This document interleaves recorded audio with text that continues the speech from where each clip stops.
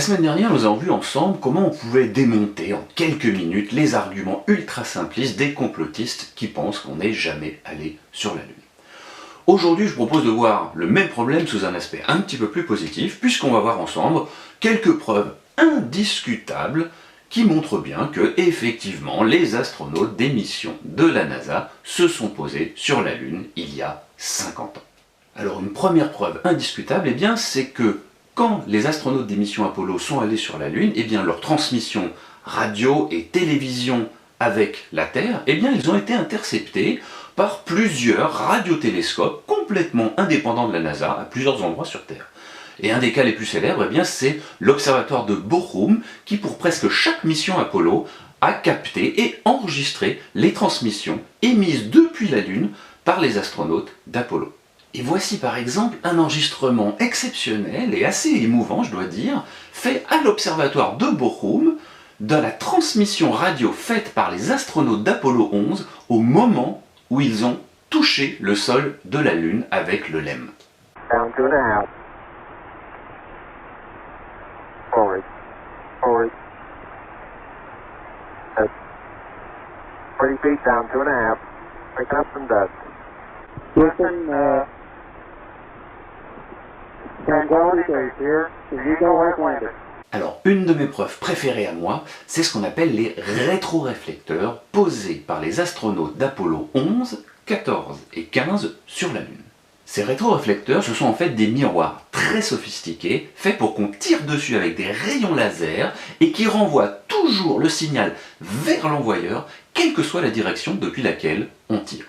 Et le but, c'était de mesurer précisément la distance Terre-Lune en chronométrant le temps aller-retour mis par le rayon laser. Et depuis Apollo 11, eh bien, il y a plein d'universités ou d'observatoires sur Terre, dont la plupart sont complètement indépendants de la NASA et des États-Unis, qui font cette expérience de tir au laser vers la Lune, qui tirent des faisceaux laser dans la direction précise de ces miroirs, et qui attendent le retour du signal et qui chronomètrent.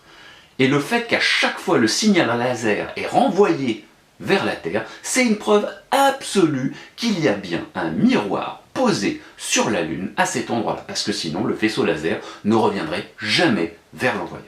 Une autre preuve indiscutable, eh bien, ce sont les roches lunaires ramenées par les astronautes des missions Apollo. Ils ont en effet ramené au total plus de 380 kilos, presque une demi-tonne, de roches depuis la surface de notre satellite.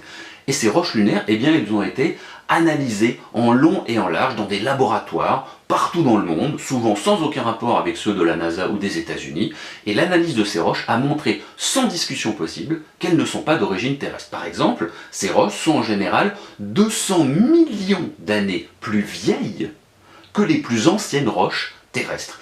Et elles ont une composition et une nature similaires aux météorites lunaires qui percutent régulièrement le sol de la Terre. Alors on pourrait se dire là encore, ah mais oui, mais ça aurait pu être des sondes automatiques qui ont ramené ces roches. Alors c'est vrai que les Russes, eux, avec leurs sondes automatiques qu'ils ont envoyées sur la Lune dans les années 70, ont ramené effectivement des échantillons lunaires, mais ils en ont ramené 300 grammes au total, c'est le mieux qu'ils ont pu faire. Donc ça voudrait dire que dans le secret le plus total, la NASA aurait réussi à construire des sondes automatiques d'une sophistication hallucinante, capable de ramener 1000 fois plus d'échantillons lunaires que les meilleures sondes de l'Union soviétique à la même époque. C'est quasiment impossible, et c'est sans doute beaucoup plus difficile que d'envoyer une sonde avec 3 astronautes se poser sur le sol de la Lune pour faire le travail. Un des arguments favoris des complotistes, c'est d'essayer de montrer qu'en fait, ces images ont été tournées dans un studio à Hollywood, qu'on n'était pas dans le vide, mais qu'il y avait de l'air. Eh bien, là, il y a une expérience extrêmement simple, faite par les astronautes d'Apollo 15, qui vous prouve que non, on était bien dans le vide. C'est la fameuse expérience de la plume et du marteau. Car vous savez sans doute qu'il y a 4 siècles, Galilée a énoncé une loi de la physique qui est que, sur Terre, en principe, les corps chutent tous à la même vitesse, quel que soit leur poids. Alors le problème, c'est qu'en pratique, ça ne marche pas parce que sur Terre, il y a la résistance de l'air qui fait qu'en général, les corps plus denses tombent effectivement quand même plus vite que les corps plus légers. Mais sur la Lune, il n'y a pas d'air. Et regardez, ce film fait par les astronautes d'Apollo 15, où ils refont l'expérience de Galilée sur la Lune. Et vous avez dans une main une plume et dans l'autre main un marteau. Et regardez bien, quand l'astronaute lâche les deux, la plume et le marteau tombent exactement à la même vitesse sur le sol. Et ça, c'est la preuve absolue qu'on est bien dans le vide, qu'il n'y a pas de résistance de l'air. Alors il y a certaines personnes qui disent souvent « Oh, bah tant qu'on ne retournera pas sur la Lune, voir sur place s'il y a les restes des missions Apollo, on ne saura jamais si c'est vrai ou pas. » Mais ce que ces gens ne savent pas, c'est qu'en fait on est déjà retourné sur la Lune et qu'on a déjà vu ces restes, ils sont bien là. Car en effet, en 2009, la NASA a envoyé une sonde, le Lunar Reconnaissance Orbiter, LRO, se mettre en orbite autour de la Lune pour cartographier le sol lunaire.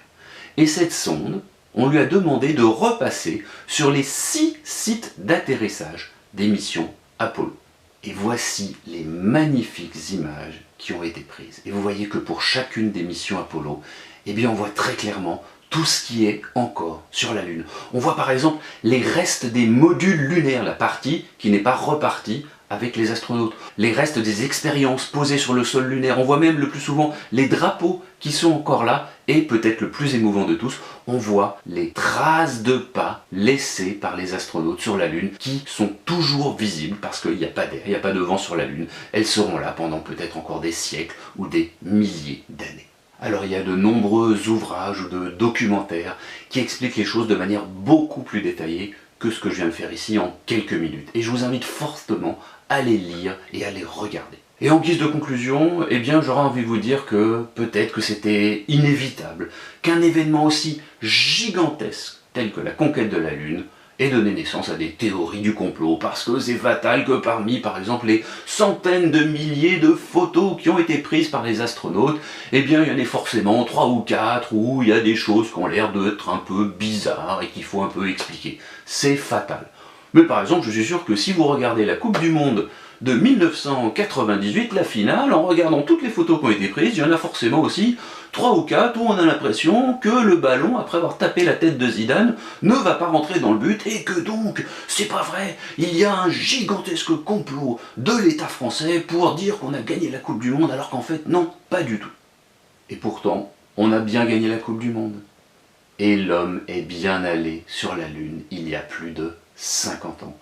C'était une aventure extraordinaire, une aventure exaltante, qui a pendant quelques instants uni tous les hommes sur Terre, quelle que soit leur histoire, quelle que soit leur origine, dans un même élan enthousiaste. Et peut-être que cet élan, eh bien on va le retrouver dans quelques années, puisque la NASA, mais aussi peut-être les Chinois, ont prévu de réenvoyer des hommes sur la Lune au cours de la décennie 2020 et peut-être 2030. Et sur ces bonnes paroles, je vous dis au revoir et je vous dis à la semaine prochaine.